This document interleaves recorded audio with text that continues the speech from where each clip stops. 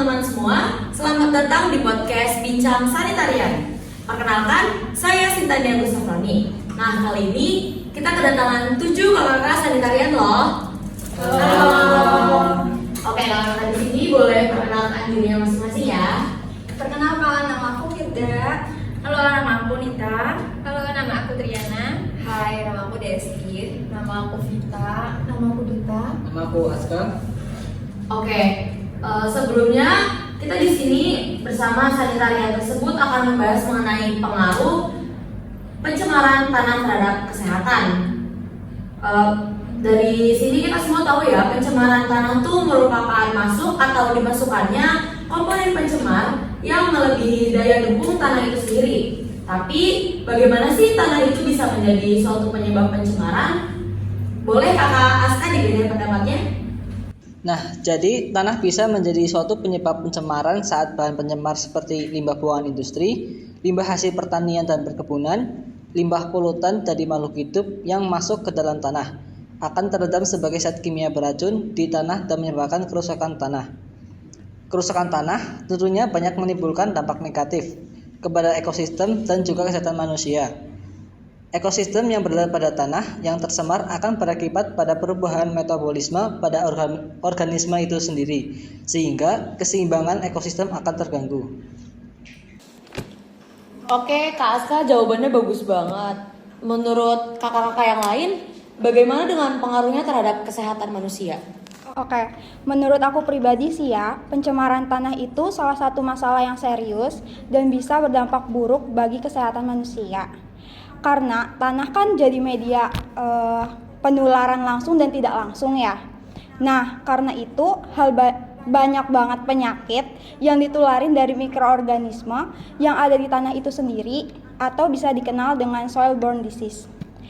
Terus salah satu pengaruh pencemaran tanah terhadap kesehatan yaitu terjadinya gangguan pernapasan seperti asma, bronkitis, maksudnya pneumonia. Itu tuh bisa terjadi karena zat berbahaya yang terkontaminasi dalam tanah terbawa oleh udara dalam bentuk debu. Nah, debu tanah yang terkandung logam berat seperti timbal dan arsenik dapat masuk ke saluran pernapasan dan menyebabkan iritasi. Kayak contohnya, pekerja tambang terpapar debu tanah yang mengandung logam berat beresiko tinggi mengalami gangguan pernapasan. Gitu. Nah, menurut pendapat saya sendiri, bisa juga terkena gangguan pencernaan akibat pencemaran tanah loh. Teman-teman, jadi tanah yang terkontaminasi oleh patogen, virus, atau parasit dapat mencemari makanan dan air yang kita konsumsi. Akibat dari hal tersebut, kita bisa terkena diare, muntah-muntah, bahkan demam tifoid. Sebagai contohnya, orang yang mengonsumsi sayuran yang ditanam di tanah yang tercemar bakteri E. coli dapat terkena diare. Itu aja guys. Kalau menurut aku sih bisa juga terkena gangguan kulit, kayak iritasi, ruam, eksim, dan bahkan cacing tambang tuh bisa masuk ke dalam kulit. Apalagi jika kontak langsung dengan tanah yang tercemar bahan kimia, seperti pestisida, herbisida, dan logam berat. Tentunya seperti apa yang aku katakan tadi, jadi dapat terkena alergi dan juga iritasi. Contohnya nih, pekerja pertanian yang terpapar pestisida beresiko sangat tinggi terkena iritasi pada kulitnya. Selain itu, ada pekerja yang bekerja di sekitar TPA yang tentunya tanah di sekitar sudah tercemar dan pasti terdapat cacing tambangnya. Jika ia tidak mengenakan alas kaki saat bekerja, maka cacing tambang dapat menembus masuk ke dalam kulitnya. Gitu aja sih. Kalau menurut aku, sistem saraf pun dapat terganggu dengan adanya pencemaran tanah. Zat berbahaya yang terkontaminasi dalam tanah seperti merkuri, timbal, dan pestisida pun juga dapat mempengaruhi sistem saraf. Gangguan sistem saraf yang bisa muncul seperti kelemahan otot, mati rasa, hingga gangguan penglihatan. Sebagai contoh, paparan merkuri pada ibu hamil dapat menyebabkan kerusakan saraf pada janinnya. Kalau menurut aku sendiri sih gangguan perkembangan anak juga dapat terjadi akibat dari paparan zat berbahaya seperti timbal yang terkontaminasi dalam tanah, terutama pada anak-anak yang masih dalam masa perkembangannya.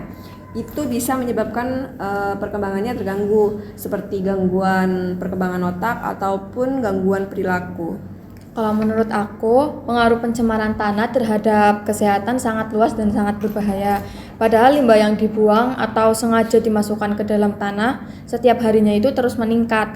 Oleh karena itu, sebagai sanitarian bisa meningkatkan kesadaran masyarakat tentang pencemaran tanah dan mendorong untuk melakukan upaya pencegahan dan penanggulangannya. Upaya sederhananya itu dengan melakukan pengelolaan sampah yang baik, menghimbau kepada para petani untuk menggunakan pestisida dan pupuk secara bertanggung jawab, memberikan pengetahuan kepada para pemilik industri cara mengolah limbah hasil industri yang benar agar tidak mencemari tanah dan tentunya menjaga kesehatan masyarakat. Mungkin cukup itu. Wah, jawaban kakaknya bagus banget nih.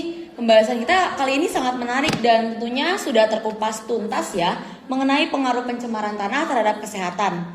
Terima kasih kepada kakak-kakak sanitarian yang sudah mengupas tuntas materi kali ini. Sekian bincang sanitarian. Wassalamualaikum warahmatullahi wabarakatuh.